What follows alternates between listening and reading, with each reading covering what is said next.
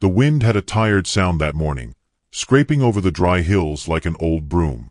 Eli Boone stood on the front porch of his ranch house, coffee cooling in his hand, eyes narrowed toward the far line where the land folded into sky. He wasn't expecting anyone. Hadn't for a long time. But still, there it was. A wagon, slow-moving, sun-bitten, drawn by a bony mare and creaking like a prayer whispered too late. Two figures rode up front, a woman hunched in the seat with her shoulders like broken wings, and beside her, a girl who looked too small to be carrying a world's worth of silence in her eyes. The wagon stopped just shy of his gate. Dust swirled around the wheels like smoke rising from an old campfire. The girl stepped down first.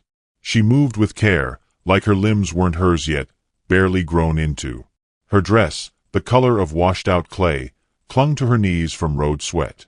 She had the look of someone who'd forgotten how to stand tall. The older woman followed. She didn't speak, didn't lift her eyes. Just opened the back of the wagon and pulled out a dented kettle, 2 bundles wrapped in cloth, and a bag of flour that had more holes than flour left inside. Then she looked at Eli. "I heard you needed help in the kitchen," she said. Her voice was raw tobacco and winter wind. Not pleading, not proud, just fact. Eli didn't answer at first. He watched the girl, 19, maybe, fidget with the strap of a boot that was clearly not hers. Too big, too cracked. She didn't meet his gaze. Didn't look up at all. But he could feel her watching him from under the fringe of her unkempt hair. "You Mabel Tucker?" he asked finally. "I am." He gestured toward the door. "Cook stove's temperamental. Floor creaks like it wants to confess something. I'll pay $2 a week. More if you don't burn the biscuits." Mabel gave a nod that wasn't gratitude so much as acceptance. "She's my daughter," she said, motioning to the girl. "She helps." Eli's eyes flicked toward the girl again. She shrank back, not enough to flee, just enough to disappear in plain sight.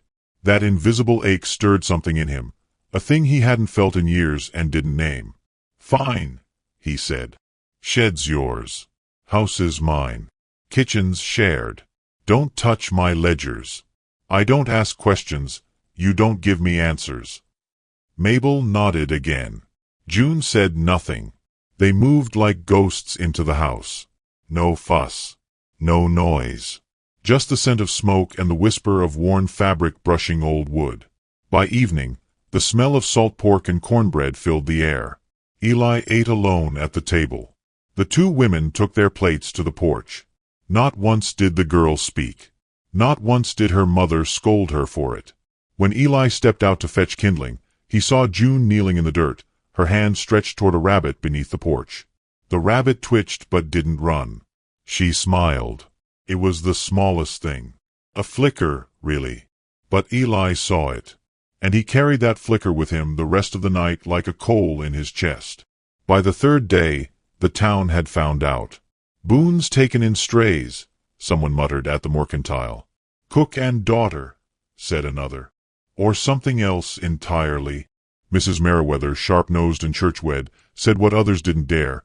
"A girl that age, no man takes her in without expecting something." Eli heard them. He said nothing. He had long since stopped explaining himself to the kind of folk who measured morality by the hour of the day you went to church. But June heard it too. It was a week later when he caught her in the barn, behind the tack wall, holding her mother's boots in her lap and crying into the leather soles. She didn't know he saw. He didn't let her know. But that night, he stayed up mending her own cracked boots. Leather stitched with care, not kindness. He left them outside the door of the shed. The next morning, she placed them back on the porch, laces tied tight, note pinned inside, "We'll earn our keep, sir. You don't have to give us things." He burned the note in the stove. She wore the boots anyway. And still, she never spoke. But sometimes she hummed. Late in the evening, when the dishes were clean and Mabel had gone out to fetch water, Eli would hear it. A low hum, soft as creek water, drifting from the kitchen where June sat peeling potatoes or scrubbing pots. The kind of hum that wasn't meant to be music, but memory. Maybe something she remembered from before shame took the sound out of her voice. Mabel spoke more often. In clipped phrases, mostly warnings. That one's got fire, even if she don't show it. Or, she watches you, but don't think she trusts you. Should she? Eli asked once. Don't matter, Mabel said. Trust is earned, not deserved. 2 weeks in, a letter came from the town council. A warning, not official but wrapped in the weight of names and position. Deacon Hartwell's handwriting. Sheriff Klein's signature at the bottom. Boone, while no laws are being broken, we recommend discretion. Young ladies without husbands invite speculation. For the sake of decency, consider lodging arrangements. Eli folded the letter in half and tossed it into the fire. The next day, he found a basket on his porch. Inside, 3 broken eggs, a dead chicken, and a note written in crude charcoal, "Whore cooks. What's the daughter do?" He didn't tell Mabel. He just cleaned the mess, and when June asked why the porch smelled like blood, he said it was nothing. But something changed after that. June began to pull away, even more than before. Her footsteps were lighter, her posture tighter. At dinner, she sat farther from the lantern light, and when she did speak, just once, it was only to say, "We don't want trouble. We can leave." Eli didn't answer her right away. He looked at the girl in the shadows, trying to vanish inside herself. At her hands, red from scrubbing. At her face, still too young to carry so much quiet. "You can stay," he said finally. "Ain't no one here but dust and cattle. And I don't listen to dust." The words sat between them like a truce. Not a promise. Just a breath in a room where no one dared inhale too deep. The next morning, Eli found the garden weeded before he'd even left the house. A new row of beans had been planted. June was nowhere to be seen, but her small boots left a trail through the dew. That night, Mabel spoke again. "She's trying to give you something back. But she don't know how. She's been taught her worth is how much she can be shamed and still stay standing." "She's not been shamed here." "Not yet," Mabel said. "But the world don't wait for permission." 3 days later, a child came running up the hill from town, one of the Merrick boys, with cheeks like dustpans and breath coming in gasps. "They're talking again," he said. "They said the girl's got red on her hands. Said she's not right." "What red?" Eli asked. "Don't know. Just heard it." By the time Eli got to town, the talking had already grown into storm clouds. He stood outside the general store, hat low, jaw clenched. "You got something to say?" he asked the crowd. Mrs. Merriweather stepped forward. "We want decency. We want our children raised without scandal. You took in that girl, fine. But don't act surprised when people ask why." "She's a cook's daughter," Eli said, voice steady. "She does the work. That's all." "Then prove it," said Deacon Hartwell. "Send them back where they came from." Eli didn't answer. He turned, walked back to his horse, and rode home. That night, he found June sitting by the fence, holding one of the Merrick boys' marbles in her hand. She didn't ask how it got there. She didn't explain why her sleeve was torn, or why her lip had a faint bruise rising beneath the skin. She just looked up and said, "We don't have to stay. We've been run off before." Eli didn't speak. He sat beside her on the cold ground, hands calloused and quiet in his lap. They sat like that until the stars came out, and the wind stopped moving altogether. Then, so softly he wasn't sure she'd even heard it, he said, "You don't have to run anymore." She didn't answer, but she stayed seated beside him, and that was more than enough. The rain had settled in like a grudge that wouldn't lift. Not hard rain, but a cold, steady mist that seemed to bleed the color out of the world. It turned the dirt road to gray soup and set the windows humming with quiet, rhythmic complaint. Eli Boone stood under the mercantile awning, coat collar turned up, watching the pair come toward town. June's dress stuck to her legs from the damp, the hem clinging with mud. Her mother, Mabel, walked beside her with a stiffness that came from years of labor and longer years of endurance. Neither of them said a word as they approached. The basket Mabel carried was near empty. They'd come for flour and salt, but they walked like prisoners approaching judgment. Eli didn't move. Didn't greet them. It wasn't out of coldness. It was something else. Watching, not interfering. Knowing the town could be crueler than any storm, and knowing his presence might make it worse. They passed the baker's shop. The bell rang as they entered the mercantile, and Eli saw it. The hush, the immediate narrowing of eyes, the subtle stiffening of shoulders. As if a stain had walked in. Inside, Mabel asked for basics. Voice plain, eyes lowered. The shopkeeper, Silas Finch, rang it up without comment. But when June placed 2 eggs on the counter, payment, traded from the coop she'd kept alive behind the ranch, he didn't take them. Just pushed them back. Not taking eggs from Boone's kitchen, he muttered. June hesitated.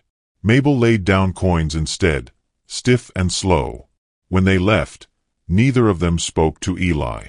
But he saw the way June's hands shook just a little, and how her chin lifted higher than it had a right to. He had the sudden wild urge to run after her, to give her something. Words, comfort, a coat even, but he stayed frozen, fingers digging into the post beside him until splinters bit his skin. That night, the stew was thin but hot. Mabel served Eli as usual. June didn't eat. She busied herself wiping the counter that didn't need wiping, humming just low enough to not be noticed, which made it even sadder somehow. Eli noticed. Had been noticing. She never ate in town. Not once. Every time they went in, whether for supplies or church or errands, June came back with food untouched. She didn't say she wasn't hungry. Just sat there, her stomach loud enough to betray her. He didn't ask her why. Not directly. Instead, one night, he left a plate at the edge of the table for her. Warm biscuits, smoked ham, and honey. She glanced at it once. Then again. But didn't touch it until Mabel returned from stoking the fire and said, "Eat, girl. It's not poison." That night, Eli saw something strange. June took the plate, nodded once, not at him, but maybe at herself, and sat by the window. Not hiding. Just away from the middle. Outside, coyotes cried against the dark. But inside, the hum of trust was starting. Just barely. Days passed. The rain let up. Then came a whisper through the valley. A dance was being planned. The spring social, hosted by the church. An old tradition. Meant for courtship and community. Meant to remind people that they still lived lives worth dressing up for. Eli didn't mention it. But Mabel did. She got a dress once, she said, setting down biscuits one night. Pink with ruffles. Too bright for a girl like her. She never wore it again. Eli looked up from his stew. Why? Mabel shrugged. Someone said she looked like a painted doll. Like she was asking for something. Was she? She was asking to feel pretty. That's all. The silence after that felt like winter had returned early. A few days later, June asked Eli a question. First time she ever did. Do you want us gone after the summer? He looked up from the saddle he was repairing. Her hands were fidgeting again, working a scrap of thread between her fingers like it might come alive. Why would I? He asked. We're not your burden. No, he said. You're not. Then she left. Just like that. But the next day, he found the saddle cleaned, oiled, and sitting on the fence post with a note tucked under the stirrup. Thank you for not answering more than you had to. Another whisper floated up the valley by week's end. Someone had scrawled on the church board, "No whores at the harvest dance." The sign was taken down quickly, but the ink had already done its damage. That night, Mabel was angry. Not at Eli. Not even at June. Just angry at the world that wouldn't let wounds close. They'll blame her for every man who looks at her. That's how it works. June said nothing. Just stitched her fingers into a piece of cloth, stabbing the needle through with more pressure than necessary. Eli watched from the porch. He didn't go inside for hours. The next morning, he left early. Rode into town. Went straight to the seamstress and asked if she still had that blue calico bolt, the one with tiny silver threads. He paid more than it was worth. Told her nothing about who it was for. He left it folded on the kitchen table. That evening, When he returned, it was gone. But nothing was said. 3 days later, he caught a glimpse of the hem peeking from beneath the shed's door. Soft blue, the color of river mist at dawn. He didn't mention it. He just smiled once, to himself. Then came the incident. A boy, young, maybe 9, threw a stone at June when she walked past the schoolyard. Called her whore's daughter, in front of half a dozen townsfolk. The stone hit her on the wrist, bruised the bone. She didn't cry, didn't yell. She just picked it up, held it for a long moment, then dropped it in her apron and walked away. She didn't come home for hours. When she did, her face was blank. Blank like a snowfield, nothing but coldness and the threat of breaking under weight. That night, she went out to the barn. Eli found her there much later, curled against a stack of hay, her hand tucked under her cheek like a child. Her other hand held the stone. He didn't say a word. Just walked to the house, sliced a piece of the pie Mabel had made, blackberry, sharp and sweet, and brought it to the barn. Set it beside her. She didn't look at him. But he turned to leave and heard her whisper, just soft enough to catch the edge of the syllables. "Why'd you do that?" "Because folks forget kindness ain't a debt," he said. Then walked out into the night. After that, something changed again. June spoke more, just a little. To Mabel mostly. Then to the chickens. Then once to Eli when she asked, "Do you believe in second names?" He looked at her, puzzled. "I mean, not what you're born with. What you earn." Eli nodded. "I reckon some names are grown into." She seemed to think on that for a long time. One morning, while checking the fence line, Eli saw her in the garden. The same garden she never worked in before. She was humming again. The song was louder now. Something hopeful. Something wordless but bright. Later that day, a man came to the ranch, Silas Finch's cousin, drunk and angry, claiming June had cursed his horse.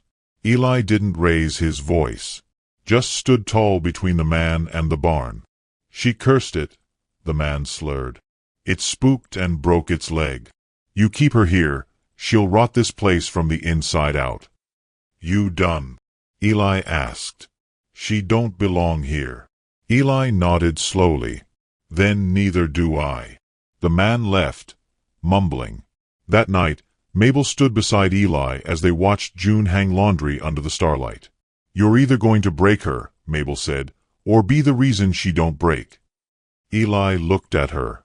"I don't want her afraid to live." "Then show her how not to be." Eli didn't know how to do that, but he knew how to stand beside someone. He knew how to listen. And he knew how to wait. The final moment came quietly. June walked into the kitchen after supper. She was wearing the blue calico dress. Her hands were folded, not clenched. Her eyes were clear. She looked at Eli and said, "I don't want to leave.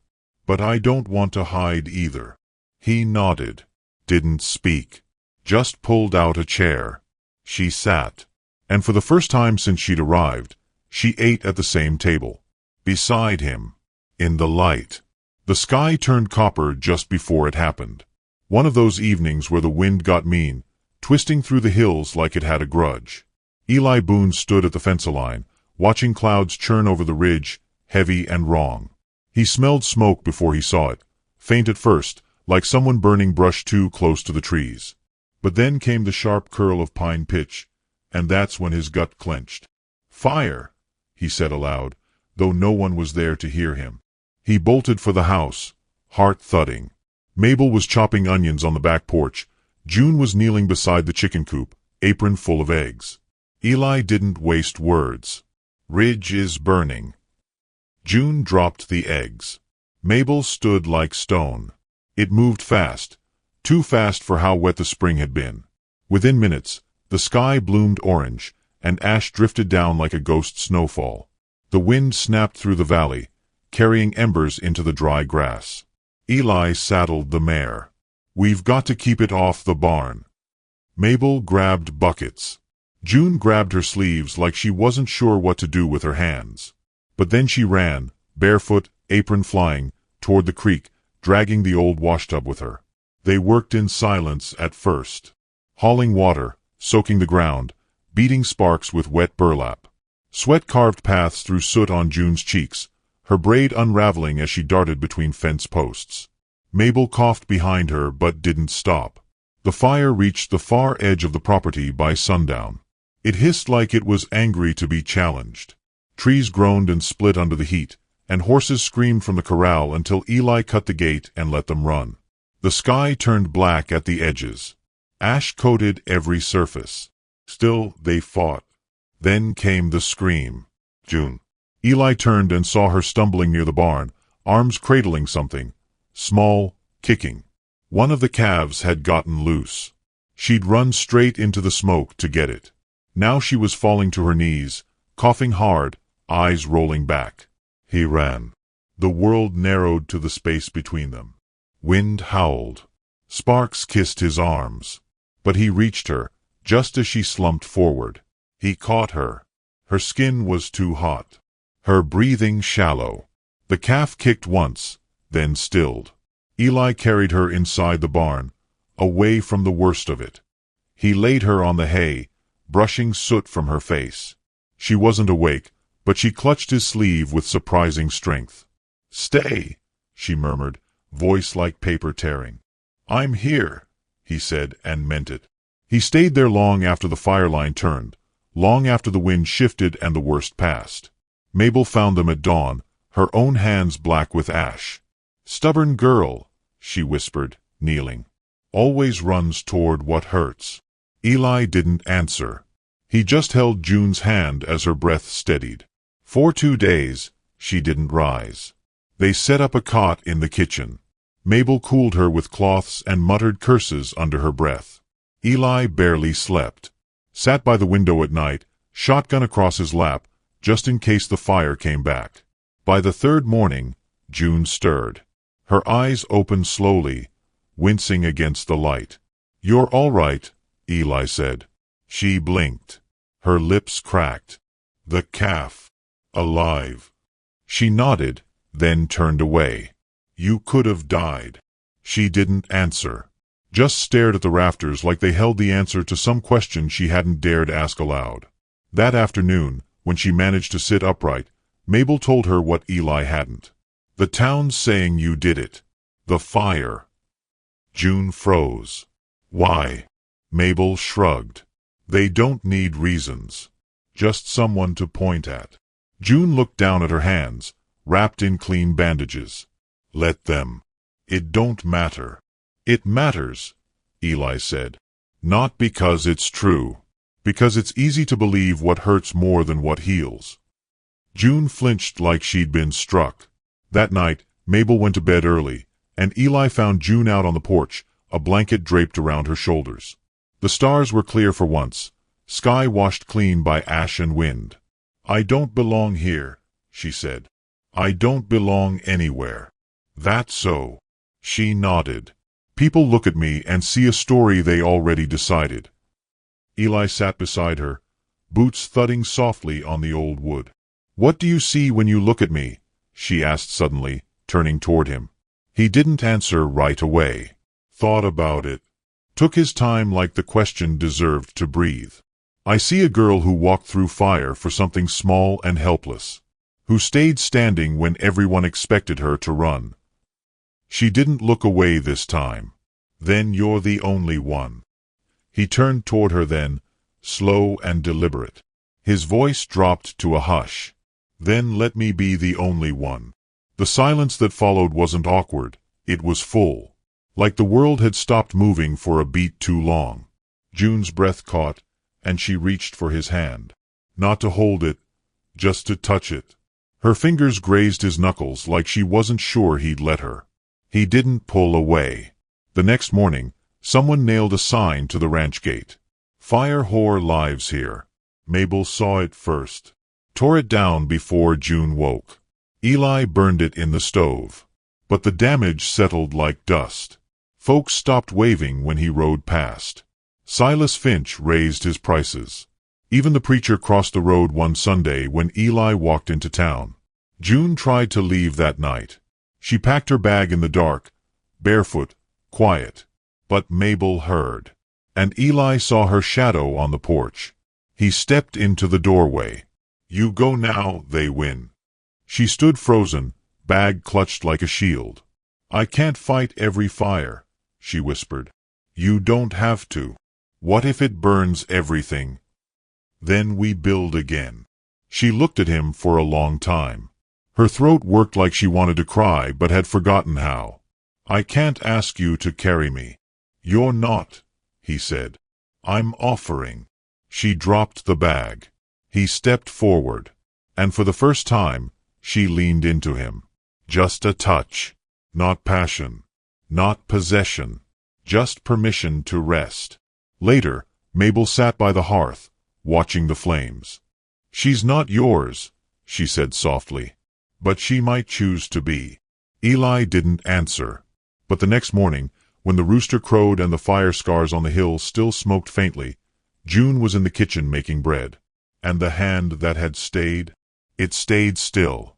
The sky promised thunder but delivered nothing. Clouds hung thick and motionless over the valley, as if waiting for permission to break. Eli Boone could feel the tension in his jaw, in the air, in the strange stillness that clung to everything. Something was coming. Not fire this time. Not rain either. Something else. Something human. He sat on the porch, polishing the same rifle he hadn't fired in months. The chickens clucked nervously near the fence, and somewhere behind the shed, June's quiet voice drifted in and out of the wind. She was humming again, that same tune she never finished, like the ending didn't belong to her. She'd been different since the fire. Not softer, stronger, somehow, but not in the way folks liked. She walked with her shoulders back now, not hunched. Wore that blue calico dress like it was armor. And when the town looked at her, she met their stares. Held them until they looked away. It scared people. Especially those who needed someone small to look down on. That morning, a letter arrived. No return name. Just a rough fold and smudged ink. Mabel opened it at the table while June fed the chickens. Eli watched her face harden. "Well?" he asked. "It's from the preacher. Meeting called. Town's requesting you attend." "Why?" "They're voting on whether June and I should be allowed to stay here under your roof." Eli's hands went still. "They think it's their roof now?" "They think it's their business," Mabel replied, crumpling the paper. When June came in, she sensed it. Didn't ask. Just stood near the table, one hand resting on the chair back, the other twisting the edge of her apron. "Tell me," she said. Mabel looked at Eli. He stood slowly. "They want you gone." June didn't flinch. "Then I'll go." "No," Eli said. "I'm going." It was nearly noon when he rode into town. June tried to follow. He told her no.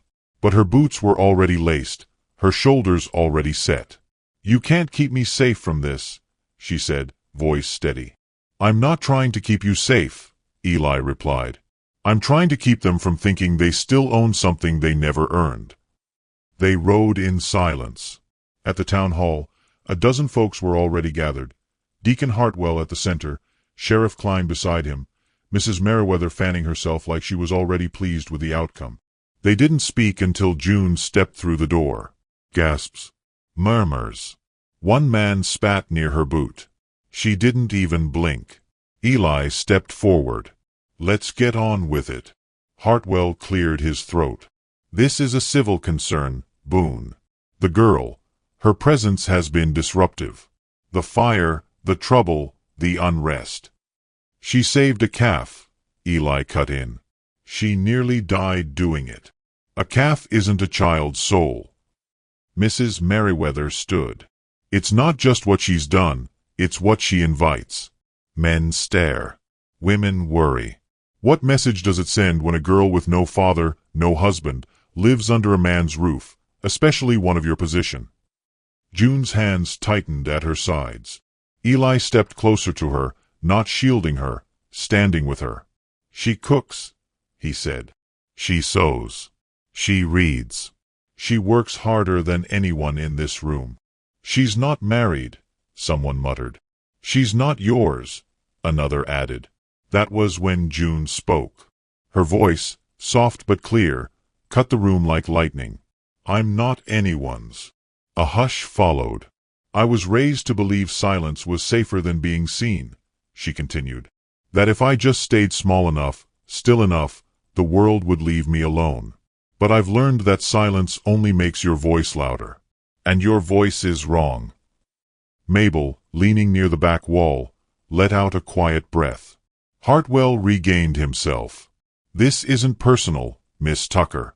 We simply want peace. Then stop mistaking compliance for peace, June replied. You think pushing me out will quiet your fears. It won't. The room stirred, like cattle sensing a storm. You can vote, Eli said. But know this, she won't leave. And neither will Mabel. If it means I lose your business, your trade, your empty greetings, so be it. You'd give up the town for her? Hartwell asked. I gave up plenty before I ever met her, Eli said.